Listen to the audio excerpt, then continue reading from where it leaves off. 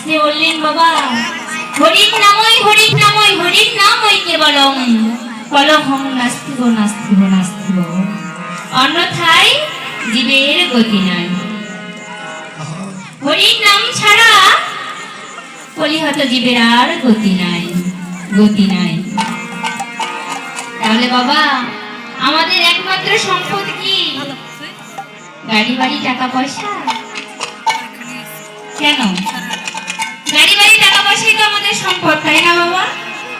এই জগতের মাঝে তাই তো আমরা করে আসছি, আসি না? সবাই আমরা কাকে ভালোবাসি? ভগবানকে না কাকে? বলেন তো? টাকা না? ওই তো ছোট্ট বোনকে কথা বলছি, আমরা টাকাকে ভালোবাসি। আমরা যদি টাকাকে ভালো না বাসতাম, গৌর চরণে সবাই নিজেকে সঁপে দিতাম, তাই না বাবা? আমরা কি দিতে পেরেছি?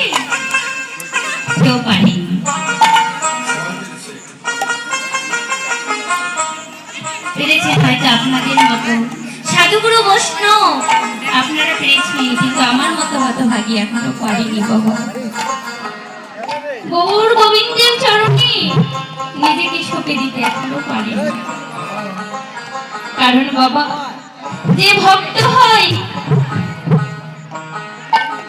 যে প্রাকৃতিক ভক্ত হয়, সে একমাত্র গৌর চরণে নিজেকে সঁপে দেয়। আমরা তো কখনো গোবিন্দকে বলিনি, হে গোবিন্দ তুমি কেমন আছো, গোবিন্দ তুমি ভালো আছো, আমরা তো কেউ কখনো বলে দেখিনি। ভাবছো বসে চলবে কিসে, তুমি ভাববার কে? ভাবার যিনি ভাবছেন তিনি, তুমি ভাবো তাকে। হরি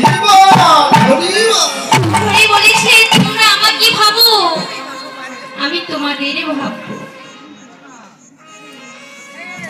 আর তুমি যদি তোমার নিজের দায়িত্ব নিয়ে বসে থাকো বাবা, আমি কখনো তোমার ওই দায়িত্ব নিতে যাব না।